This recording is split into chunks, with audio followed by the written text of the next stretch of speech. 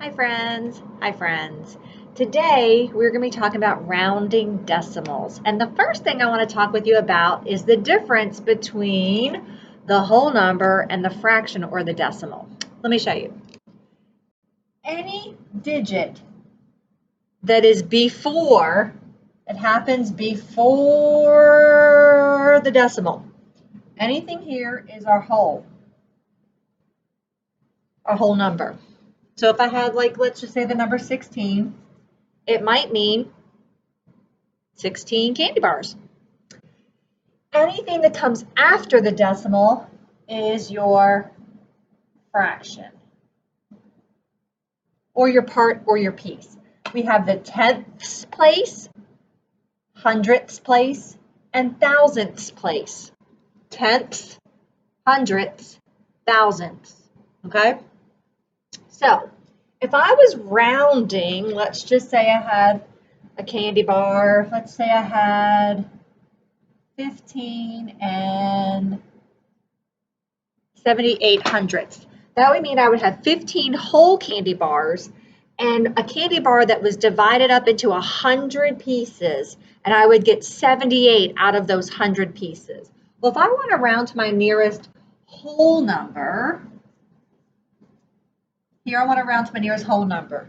I actually concentrate or focus on the digit that is right before the decimal. So I underline the last digit of my whole number, and I keep my pen moving, and I circle the very next number. The very next number is a 7, and my 7 is going to tell my 5 what to do. And you guys know I love my lightning bolt. If we have the number 0, 1, 2, 3, or 4, the number is going to stay the same. We have the numbers 5, 6, 7, 8, and 9. That's 8.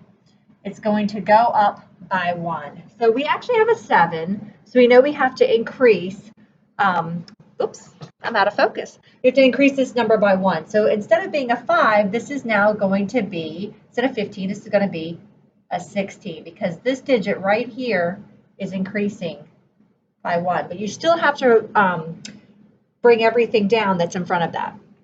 Okay? If I was rounding, let's do another one of those just real quick. 123 and 7/10. I have 123 candy bars. Ugh, I'm gonna get a stomach ache. And then I have 7/10. That candy bar is divided into 10 pieces, and I have 7 of them. If I wanted to round to my nearest whole number, I underline the last digit of my whole number, and then I circle the very next digit. And the 7 is going to tell the 3 to go up to be a 4, but we're still going to have 124. Because this is still my whole, and it's increasing by 1. 123 is going to be 124. Okay, lickety-splickety. Let's talk about rounding with some of our fractional pieces. 6 and 28 hundredths. If I wanted to round this to the nearest tenth, where's my tenths place? Right here, the first digit after the decimal.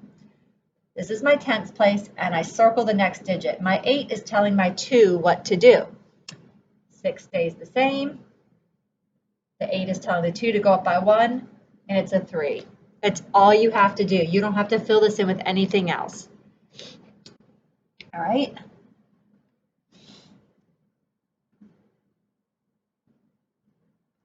Now, if I wanted to round 9 and 132 thousandths to the nearest hundredth, underline my hundredth, circle the next digit. My 2 is going to tell my 3 what to do. Bring the 9 down, the 1 down. My 2 is telling my 3 to stay. That's it. Pretty easy. All right, enjoy, guys. Thanks for watching.